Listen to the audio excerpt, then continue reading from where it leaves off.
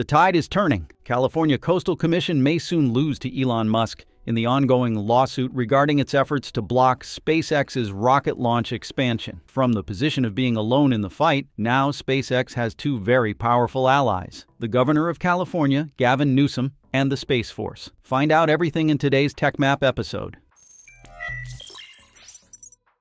The California Coastal Commission seems to be sure to lose in the battle with SpaceX's CEO Elon Musk. SpaceX's important role in the U.S. rocket industry and Donald Trump's ability to win the race to the White House has forced the governor of California, Gavin Newsom, and the Space Force to reverse their stance to back Elon Musk. For those living under a rock, the U.S. Space Force previously agreed to all of the Commission's demands regarding environmental safeguards and monitoring at Vandenberg for the increased number of SpaceX launches. Among of that is to set up an interagency working group that includes U.S. Fish and Wildlife, the National Marine Fisheries Service, and the Federal Aviation Administration to address concerns as the number of launches increases. This is obviously not good for SpaceX's operation in this place.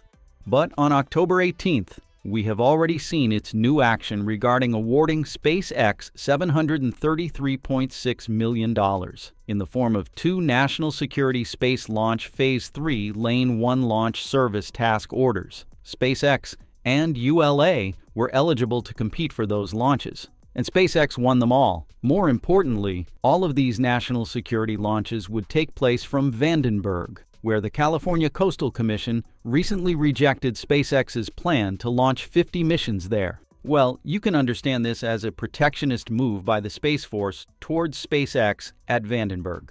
The Space Force will do whatever they damned well please if they're launching national security missions. Elon Musk, on the same day, expressed his commitment to the tasked missions. We look forward to serving the Space Force DoD. Following Space Force, the governor of California also showed his supportive opinion of Elon Musk in the fight against the California Coastal Commission. "I'm with Elon." The Golden State governor, a Democrat, said that in an interview late Thursday after campaigning for Vice President Kamala Harris in the battleground state of North Carolina. "I didn't like that." While commissioners cited Elon's support for former President Donald Trump to attack SpaceX, the Democrat, Gavin Newsom, highly estimated the fairness. "I'm with Elon. I didn't like that. Look, I'm not helping the legal case. You can't introduce that level of politics," Newsom said, signaling support for Musk's lawsuit. He criticized the commission for focusing on Musk's political activities instead of the permit's merits. On Tuesday, October 15th, SpaceX's lawsuit claimed the California Coastal Commission engaged in naked political discrimination during a recent debate on whether to allow SpaceX to increase rocket launches from 36 to 50 at Vandenberg Space Force Base. The lawsuit said commissioners overstepped their limits by considering Musk's political leanings, violating his First Amendment right to free speech in the process. "These are friends of mine, good commissioners, but you've got to call balls and strikes. And trust me, I'm not a big Elon Musk fan right now, but this is about fairness," Newsom added. Friendly reminder that Elon Musk and Gavin Newsom don't have a good relationship in the first place. Both were in the war of words earlier this year when Governor Newsom signed a bill barring teachers from notifying parents that their kids identified as transgender. Musk called it the final straw, forcing him to move X and SpaceX's headquarters from California to Texas. Given Musk's move, the California Democrat governor fired back at Musk, tweeting that he bent the knee to Trump. In addition, Newsom has sparred with Musk on X over a bill the governor signed banning political deepfakes. Musk responded to a measure outlawing AI-generated content before the November election by referring to Newsom as an evil comic character.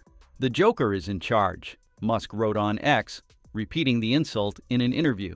Commenting on Newsom's change of heart, Elon Musk replied with his grateful, "Well, thanks, I appreciate that the space community is also not less excited." Aw man, Gavin knows now that Kamala has no chance. Preservation instincts kicking in. Gavin desperately needs the jobs and tax dollars this would create. It has nothing to do with fairness.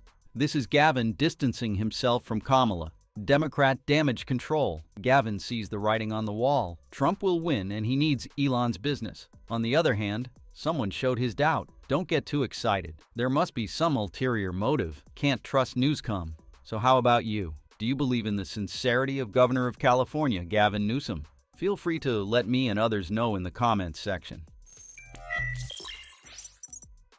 Elon Musk's lawsuit, filed on October 15th in the U.S. District Court for the Central District of California and posted online by Reuters, names the Coastal Commission and its board members as defendants, alleging that the entity egregiously and unlawfully overreached its authority and engaged in naked political discrimination against Musk. Rarely has a government agency made so clear that it was exceeding its authorized mandate to punish a company for the political views and statements of its largest shareholder and CEO. The lawsuit read in part, SpaceX, through its Space Force and Air Force partners, petitioned the Commission to increase the annual number of permitted Falcon 9 rocket launches from 36 to 50. The Commission, whose authority includes regulating environmental risks to the coastline, on October 10th, thanked the Space Force and Air Force representatives for their efforts, but argued that SpaceX should have been the entity to reach out directly. And then, Commissioner Gretchen Newsom, no relation to Gavin Newsom,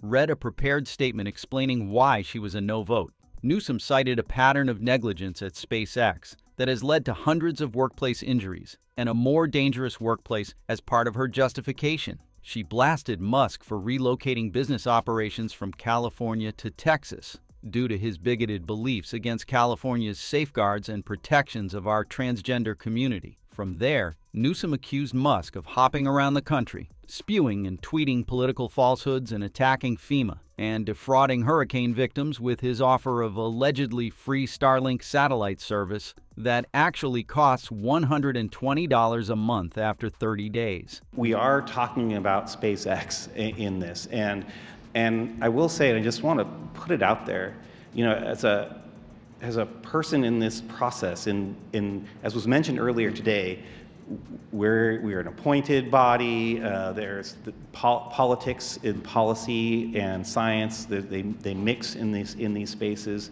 It's real. Right now, Elon Musk is hopping about the country, spewing and tweeting political falsehoods and attacking FEMA while claiming his desire to help the hurricane victims with free Starlink access to the internet. A sick ploy to gain customers who are facing tremendous burdens and dire straits, she said. Incredibly inappropriate. What I post on this platform has nothing to do with a coastal commission in California, SpaceX's CEO wrote. The Coastal Commission has one job: take care of the California coast. It is illegal for them to make decisions based on what they, mostly wrongly, think are my politics. For example, I have done more to advance sustainable energy and help the environment than maybe anyone ever, which is not exactly a far-right position. Yet here they are shamelessly breaking the law. They should resign immediately and face the appropriate legal consequences for their actions, he added.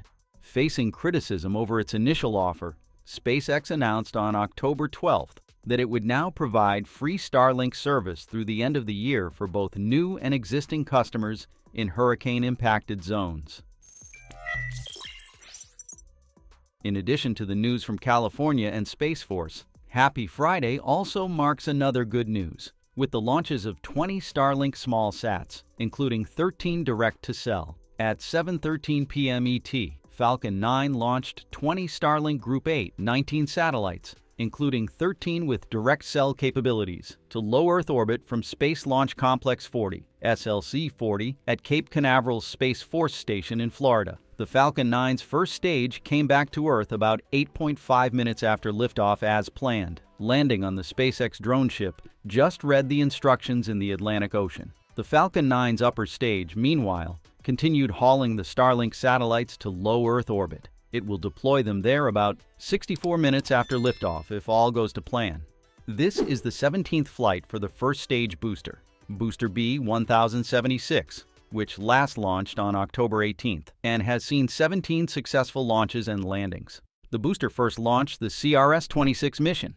Supporting this mission, which previously launched O3b mPOWER, OneWeb 2, Intelsat 40E, Maxar 2, Turksat 6A, Eutelsat 36X, Ovzon 3, CRS-26, and now 9 Starlink missions. The new batch will join the huge and ever-growing Starlink mega constellation, which currently consists of more than 6,400 active spacecraft. According to astrophysicist and satellite tracker Jonathan McDowell, about 230 of those satellites are direct-to-cell craft. SpaceX has launched 96 Falcon 9 missions so far in 2024, two-thirds of them dedicated to building out the Starlink network. The company has also launched 2 Falcon Heavy missions and 3 test flights of its Starship mega rocket this year. And that just about wraps it up for today's episode. Thank you, and we look forward to seeing you next time.